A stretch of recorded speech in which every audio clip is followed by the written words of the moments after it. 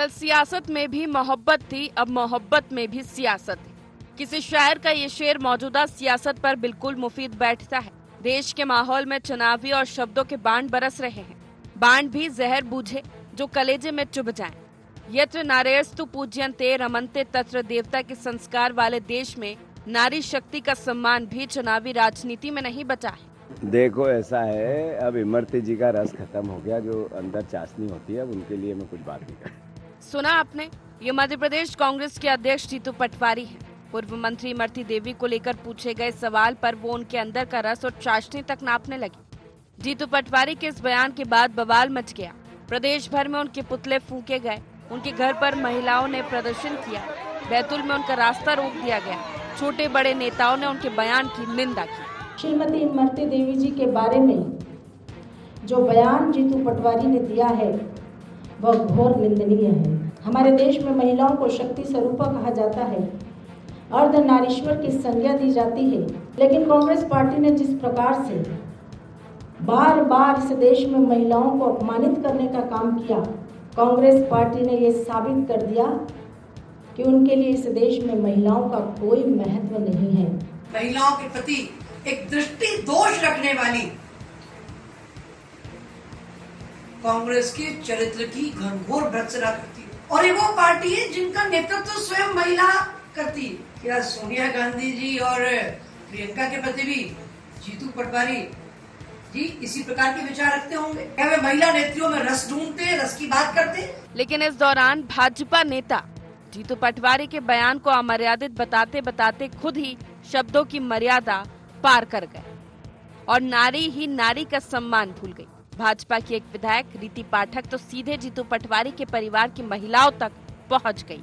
मैं जीतू पटवारी जी के लिए कहना चाहती हूँ कि किस तरह की रस की बात कर रहे थे। ये जो चाशनी उनको अपनी माँ भी दिखती है, वही चाशनी वो बाहर आकर ढूंढ रहे।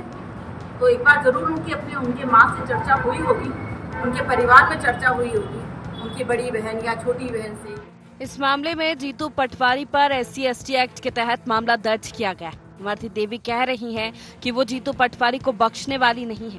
तय है, इस मसले को लेकर सियासत थमने वाली नहीं। खासकर लोकसभा चुनाव में भाजपा इसे भुनाने की पूरी कोशिश करेगी।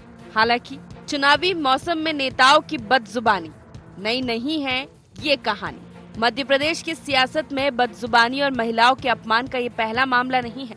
इससे पहले भी किसी ने इन्हें टंचमाल कहा तो किसी ने आइटम। इसके बाद इन बयानों की निंदा हुई, वार पलटवार हुए, लेकिन माननीय माने नहीं। अदम गोंडवी की 2 लाइनें हैं, तलब ए शोहरत है, कैसे भी मिले मिलती रहे। आए दिन अखबार में नाम और तस्वीर छपती रहे। शायद ये वजह है कि कभी मन के अंदर भरी कुंठा के रूप में तो कभी मीडिया की सुर्खियों में आने के लिए ऐसी बदजुबानी भरे अल्फाज बाहर आ ही जाते हैं। और जब तक मतदाता इन बदजुबानों को सबक नहीं सिखाता, शायद ये मानने वाले भी नहीं हैं। Bureau report, IND 24।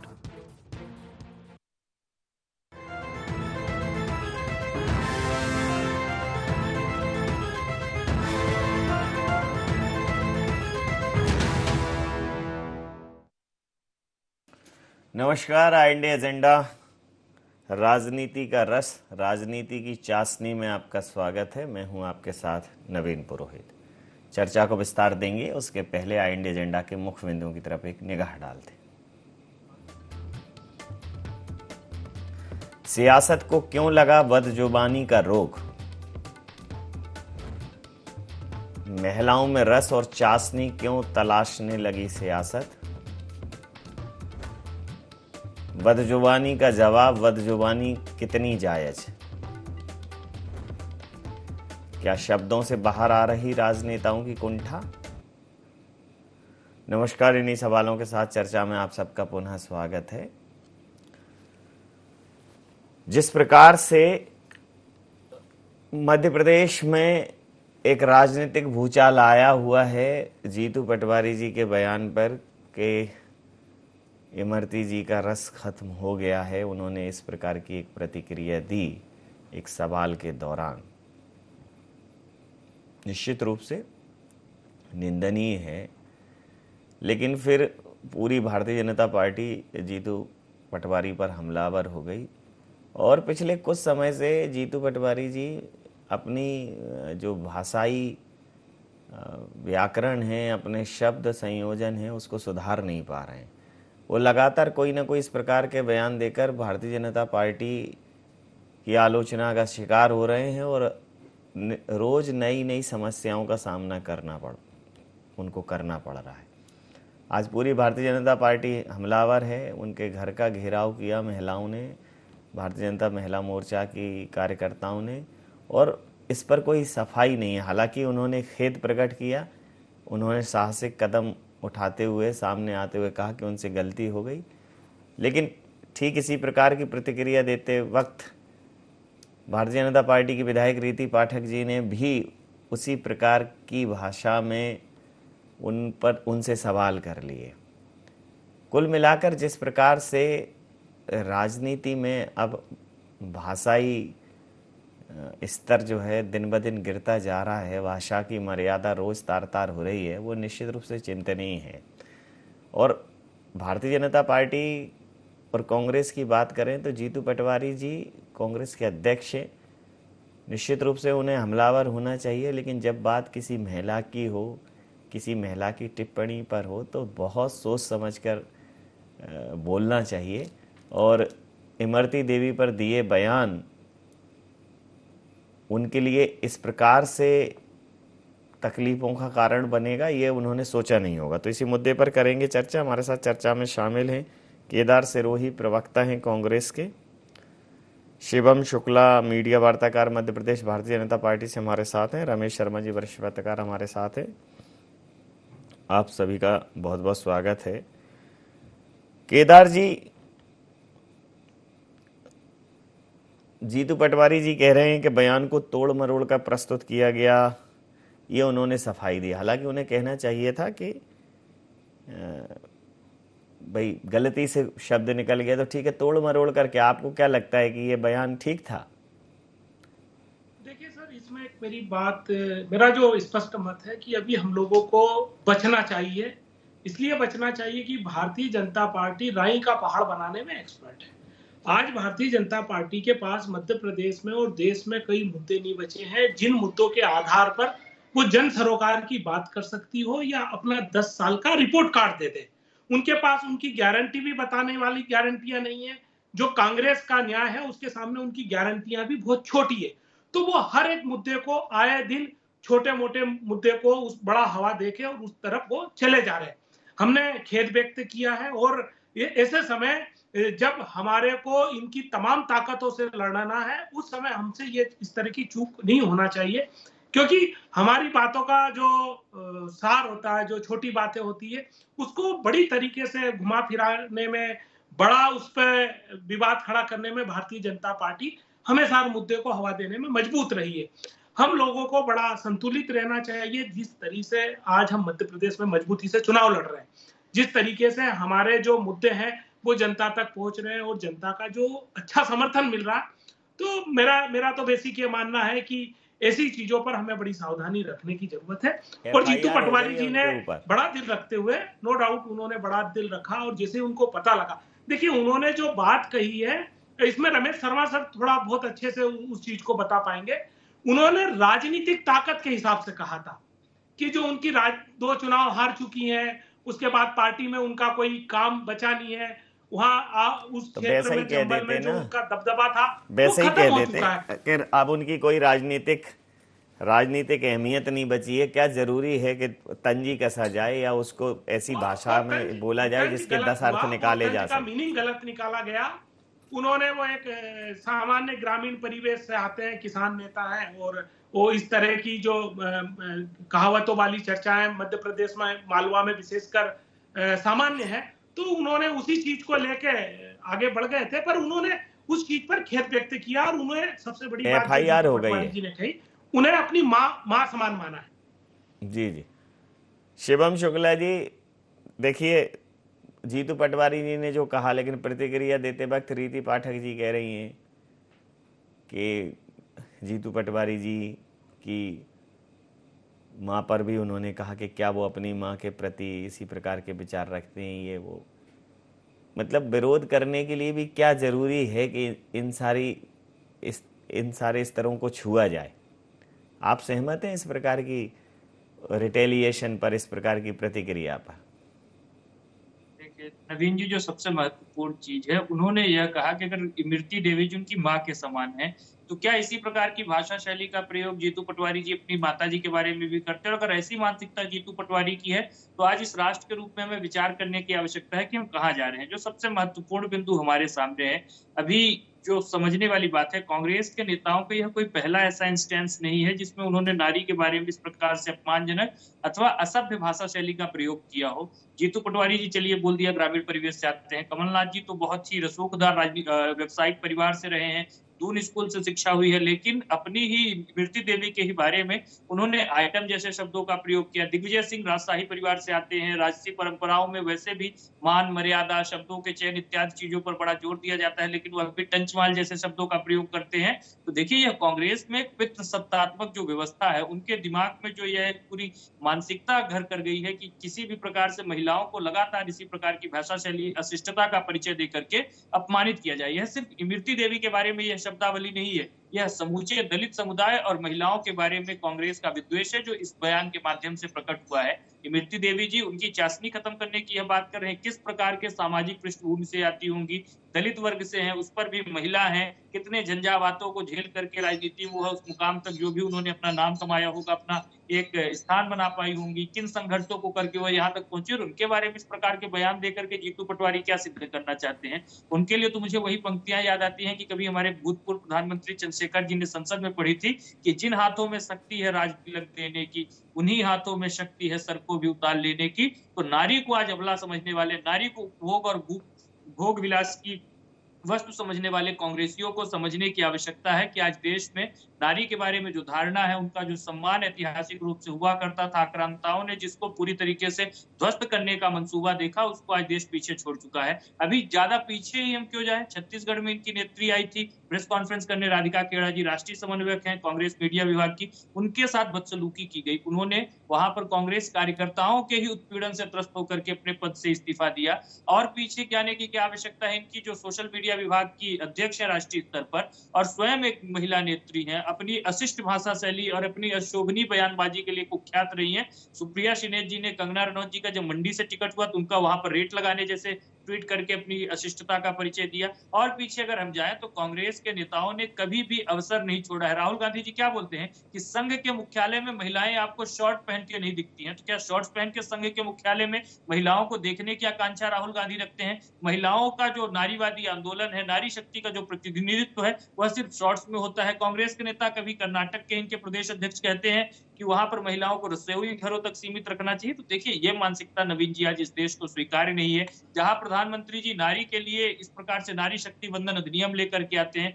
हमारी प्रदेश की सरकार लाडली बहना लाडली लक्ष्मी जैसी योजना लेकर के आती है, उनका सशक्तिकरण करती है। हमने पहले भी देखा कि केंद्र की सरकार के हमारे लगभग 10 वर्षों के कार्यकाल में जो वर्क प्लेस पर वुमेन पार्टिसिपेशन था, वह 12% से बढ़ करके 35% तक पहुंच पाया। तो स्वाभाविक तौर पर हमने एक एटमॉस्फेयर क्रिएट किया होगा जहां महिलाओं के भीतर आत्मसम्मान आए कि आज वो अपने वर्क प्लेसेस पे सुरक्षित है, उनके साथ इस प्रकार से उत्पीड़न की घटना नहीं होगी। और फिर उस स्थिति में अगर देश और प्रदेश के एक प्रमुख राजनीतिक संगठन का प्रदेश अध्यक्ष इतना ओछा और निकृष्ट बयान दे, तो स्वाभाविक तौर पर वह पीड़ादायी होता है, न सिर्फ एक प्रतिद्वंदी पार्टी के नेता के नाते, एक आम नागरिक के रूप में भी आप ऐसे बयानों को किसी भी रूप में स्वीकार नहीं कर सकते हैं। और इसी प्रकार के कांग्रेस नेताओं की बयानबाजी है जो अंतोगत्वा सरला मिश्रा, भवरी देवी, तंदूर हत्याकांड और इस प्रकार के प्रकरणों में चरितार्थ होती है। हमने देखा था यूथ कांग्रेस के ही नेताओं ने अजमेर में किस प्रकार से एक रैकेट चला करके जो स्कूल में जाने वाली छात्राएं थी उनके साथ बदसलूकी की थी। यह उसी की पुनरावृत्ति है। प्रतिक्रिया ले लेते रमेश शर्मा जी, निश्चित रूप से जब आप राजनीति में होते हैं और बड़े पद पर होते हैं, तब आपसे ये उम्मीद की जाती है कि आप जो बोलेंगे, आप जो करेंगे, उसका वो मर्यादित होगा। और आप जब पब्लिक डोमेन में रहते हैं तो लोगों के निशाने पर रहते हैं। अब जीतू पटवारी जी ने कहा, उस पर भूचाल आया, फिर रीति पाठक जी ने कहा, इस पर आपकी प्रतिक्रिया चाहूँगा। देखिए, मोटे तौर पर नवीन जी 1 मिनट में ज़्यादा समय लूँगा। भारत नारी सम्मान वाला देश है। हम वो नहीं है कि एडम की बाईं तरफ की पसली निकाल करके नारी को बनाया। हम वो है कि परम्बर जब तुर्यातीत अवस्था में आए तो उन्होंने सृष्टि का जो पहला जीव बनाया है वो नारी का बनाया, उसको आधा कहा गया, यानी फर्स्ट हाफ पुरुष पूर्णा के रूप में है। हम साल में 4 नवरात्र मनाते हैं, 2 गुप्त 2 प्रकट, और 3 भाई बहनों के त्यौहार होते हैं, रक्षाबंधन, होली के बाद की दूज और दिवाली के बाद भी दूज। ऐसी स्थिति में नारी का सम्मान सर्वोपरि है। स्वयंवर नारी का अधिकार था, पुरुष का अधिकार नहीं था। तो उस देश में अगर नारी पर टिप्पणी हो तो थोड़ा सा विचारणीय तो है। अब समय चला गया। दूसरी अब ये बात आती है, आपने बिल्कुल सही कहा, जो लोग राजनीति के शीर्ष पद पर पहुंच जाते हैं, जीतू पटवारी जी अब अध्यक्ष हैं, प्रदेश अध्यक्ष, वो किस तरीके से रहते हैं, कैसे चलते हैं, कैसे बोलते हैं, उसका लोग फॉलो करते हैं। तो कहीं ना कहीं जो भगवान कृष्ण ने गीता में कहा कि राजनेताओं को अपना आचरण, अपनी भाव भाषा ऐसी रखना चाहिए कि उनका अनुसरण गलत ना हो। ये बात बिल्कुल फैक्ट है। अब दूसरी बात, जिस तरीके से बात कही, निश्चित रूप से जो कहा जीतू पटवारी जी ने वो उसको बिल्कुल उचित नहीं कहा जा सकता। लेकिन अब उन्होंने फिर उस पर खेद व्यक्त करके, न केवल उन्होंने खेद व्यक्त किया बल्कि उनको माँ भी कहा है। अगर उन्होंने हृदय के साथ माँ कहा है तो फिर अब इस पर विराम लग जाना चाहिए।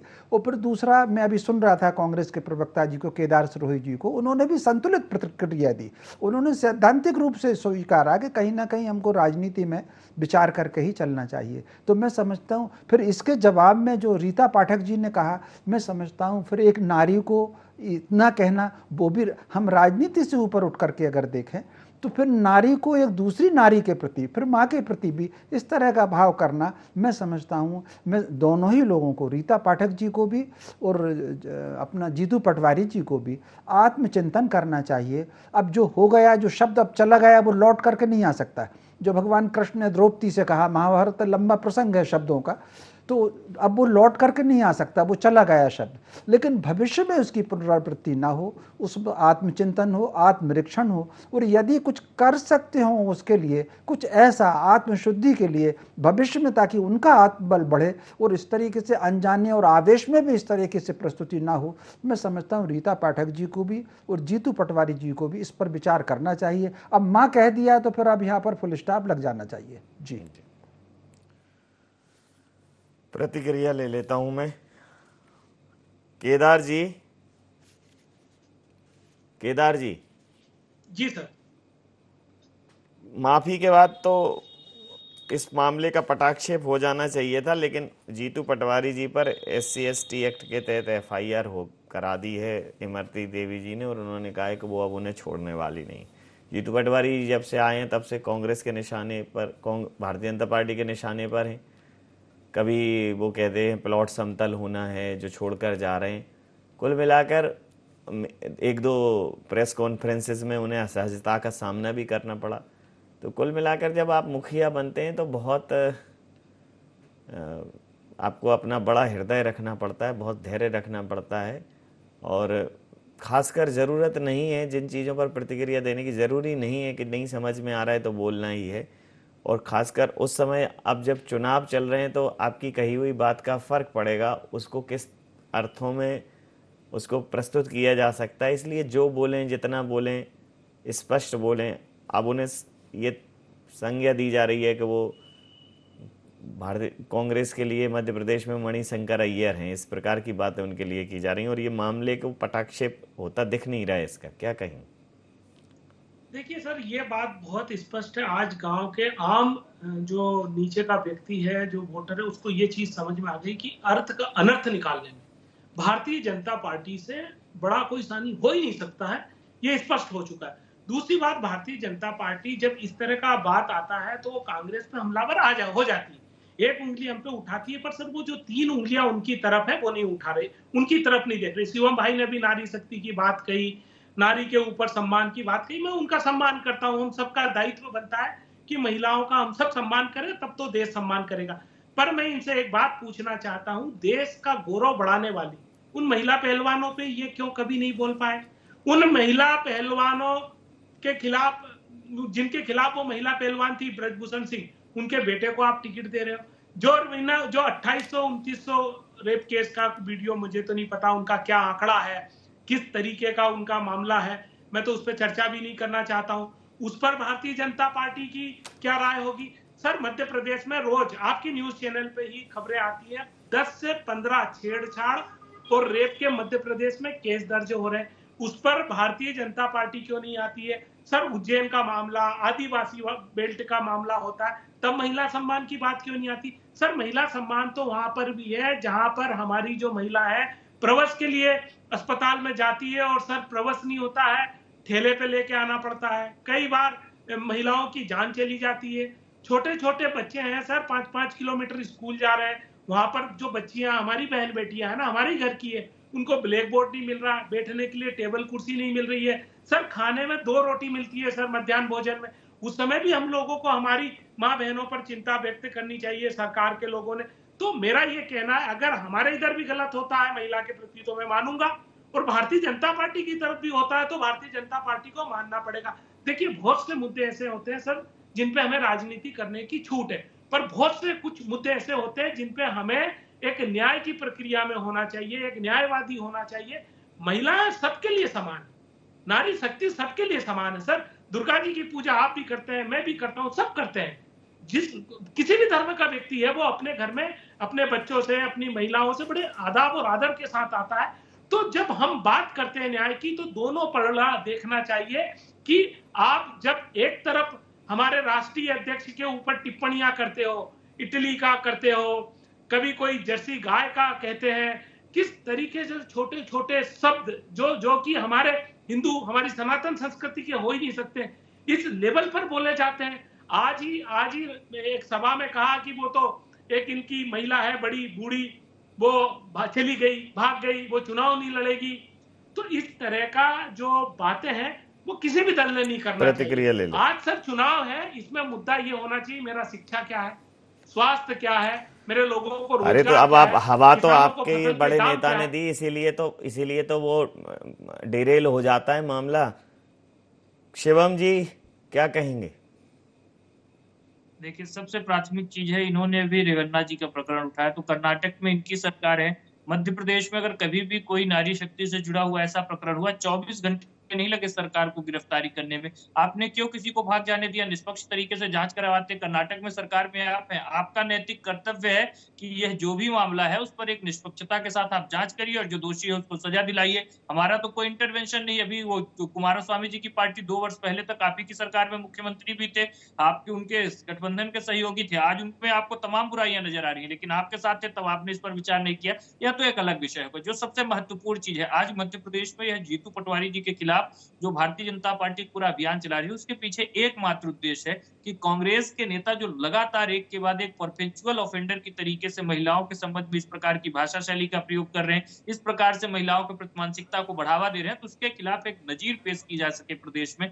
हमने देखा कि माननीय राष्ट्रपति महोदया तक के लिए किस प्रकार के शब्दों का प्रयोग संसद में खड़े होकर के इनके जो संसद में नेता है उन्होंने किया था। उसके पश्चात लगातार रणदीप सिंह सुरजेवाला को आप ले लीजिए, सुप्रिया सिन्हेत को ले लीजिए, इनके अन्य नेताओं को ले लीजिए, किसी ने भी कहीं से भी कोई कोताही महिलाओं के बारे में बयानबाजी के संबंध में नहीं की थी। अभी इनके प्रताप सिंह खचरियावास जो राजस्थान जयपुर से प्रत्याशी हुआ तो कहते थे कि राजस्थान मर्दों का प्रदेश है। तो इस प्रकार की मानसिकता रखने वाले लोग कांग्रेस पार्टी में है, तो स्वाभाविक तौर पर ऐसे में हमारा प्रतिद्वंदी दल होने के नाते कर्तव्य है कि अगर हमारी सरकार इतना निष्ठाबद्ध तरीके से महिलाओं के सशक्तिकरण की दिशा में आगे बढ़ रही है, तो कोई भी राजनीतिक संगठन अपने जो एक प्रकार से महिलाओं के संबंध में जो उनके खराब मंसूबे हैं उनको आगे न बढ़ाने पाए। उसी दृष्टिकोण के साथ हम आगे बढ़ रहे हैं और हमारा स्वाभाविक तौर पर यह दृढ़ विश्वास है कि कांग्रेस के अध्यक्ष जीतू पटवारी जी को लगातार जो इस प्रकार की बयानबाजी करते हैं, सोच विचार करना चाहिए। उनके राष्ट्रीय नेतृत्व को जीतू पटवारी जी से इस्तीफा लेना चाहिए, क्योंकि यह कोई पहली घटना नहीं है। इससे पहले भी जीतू पटवारी जो महिलाएं पोटली में कुछ राशि रखती हैं उनके बारे में एक अमर्यादित टिप्पणी कर चुके थे। उज्जैन में, इंदौर में लगातार उनकी बयानबाजी के यही स्तर देखे गए हैं। तो स्वाभाविक तौर पर हर बार ग्रामीण परिवेश का चोला ओढ़ करके बचने के बजाय अपनी राजनीतिक मर्यादाओं को समझना चाहिए, उनका अतिक्रमण नहीं करना चाहिए और जीतू पटवारी जी को राजनीति में जो शुचिता और मर्यादा की स्थापना के लिए एक भारतीय राजनीति विख्यात रही है, उस दिशा में आगे बढ़ना चाहिए। तो स्वाभाविक तौर पर कांग्रेस अंतिम प्रतिक्रिया के साथ चर्चा समाप्त करूंगा। से इस्तीफा लेना चाहिए। अंतिम प्रतिक्रिया के साथ चर्चा समाप्त करूंगा। माफी मांगने के बाद भी इस पूरे मामले का पटाक्षेप नहीं हुआ। भारतीय जनता पार्टी ने इस पर हर जगह पर ढंग से धरना प्रदर्शन किया और अब इमरती देवी जी ने FIR करा दी है। तो मुझे लगता है कि अभी कुछ दिनों तक ये मुद्दा गर्म रहेगा और इसका नुकसान कांग्रेस को उठाना पड़ेगा, क्योंकि कुछ चीज़ें ऐसी हैं जितनी आप सफाई करेंगे उसमें उतना ही उस मामले में दुर्गंध उठेगी। तो जीतू पटवारी जी के लिए ये गले की फांस बनने वाला है। ऐसे ही छत्तीसगढ़ में एक वहाँ की राष्ट्रीय प्रवक्ता हैं राधिका खेड़ा, उनको लेकर भी छत्तीसगढ़ में भी हाय तौबा मची हुई है। तो ये सारे मामले कांग्रेस के लिए चुनाव के लिहाज से तो बिल्कुल ठीक नहीं है। नहीं, ये बिल्कुल आपने ठीक कहा। इस मामले में ये चूंकि अब राजनीति है और इस समय चुनाव चल रहे हैं, तो इस मुद्दे पर पटाक्षेप नहीं होगा। फिर इसके अलावा अगर उन्होंने माँ कह दिया था और माफ़ी मांग ली थी, फिर कई बार मैं कांग्रेस के लोगों को देख रहा हूँ वो कुछ बातें और पुरानी भी निकाल रहे हैं। एक व्यक्ति ने अगर गलत कर दिया तो दूसरे की गलती गिना करके आप उस पर पर्दा नहीं डाल सकते, उसको वहीं तक सीमित रखना चाहिए। अब चूंकि चुनाव चल रहे हैं तो दोनों चीज़ों को बहुत हटेगी, और इसमें कोई शक नहीं कि कांग्रेस में महिलाएं अपेक्षाकृत ज़्यादा दिनों से सक्रिय रही हैं और हर समय पे कुछ ना कुछ घटनाएं सामने आती रही। कितनी सच है कितनी झूठ है वो तो भगवान जी जाने, लेकिन कुछ ना कुछ घटनाएं आती रही हैं। अपने आप वो सरला मिश्रा का भी एक मर्डर का मामला हुआ, लगातार घटनाएं आती रही हैं।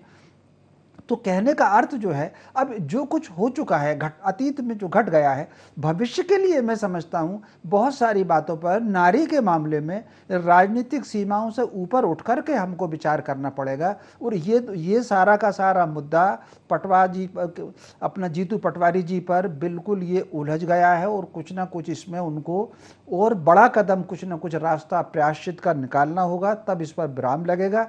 बट क्योंकि आप अगर देखेंगे उसका एक और कारण भी नवीन जी है, इन दिनों राजनीति में काफ़ी दिनों से काम करने के बजाय मीडिया में सुर्खी लेने की जो प्रतिस्पर्धा चल गई है, उसमें भी आदमी हर कुछ बोल करके और आगे निकलता ताकि सुर्खी आती है। मीडिया में भी मैंने देखा कि अगर नकारात्मक वाक्य होगा उसकी बड़ी हेडलाइन बनेगी, कोई सकारात्मक बात कहेगा तो उसकी नहीं बनेगी। तो कुल मिलाकर के इन सारी चीज़ों पर विचार करना होगा, और ऐसे मुद्दे पर प्रायश्चित भी होना चाहिए। राजनीतिक आरोप प्रत्यारोप से ऊपर उठ करके नारी का मामला है, बच्चों का मामला है, कुछ असहाय लोगों का मामला है, इस मामले में राजनीति से ऊपर उठ करके इसमें चर्चा होनी चाहिए। जी, समय सीमा के चलते मैं ये चर्चा यहाँ समाप्त करूंगा। आप समस्त महानुभावों का बहुत बहुत धन्यवाद, बहुत बहुत आभार। तो इमरती देवी पर जीतू पटवारी का बयान कांग्रेस के गले की फांस बनता जा रहा है। हालांकि कांग्रेस ने इस मामले का पटाक्षेप करने की कोशिश की, बयान को तोड़ मरोड़ कर प्रस्तुत करने की बात कही, अर्थ का अनर्थ करने की बात कही, माफी भी मांगी, लेकिन भारतीय जनता पार्टी इस पूरे मामले पर बेहद आक्रामक है। आक्रामकता में भारतीय जनता पार्टी की तरफ से ही इस प्रकार की प्रतिक्रिया आई, लेकिन चूंकि वो प्रतिक्रिया एक महिला की थी और इसी बीच एफआईआर भी दर्ज हो गई। इमरती देवी जी ने जीतू पटवारी पर एफआईआर दर्ज करा दी। तो अब ये जो मामला है, ये जो राजनीति में जिस प्रकार से एक अलग प्रकृति का रस खोजने की कोशिश की जा रही है, वो राजनीति को और कितना कसैला करेगी, निश्चित रूप से यह चिंतनीय होगा। आई इंडिया एजेंडा में इतना ही। आप बन रही IND 24 के साथ और देखते रहिए IND 24। नमस्कार।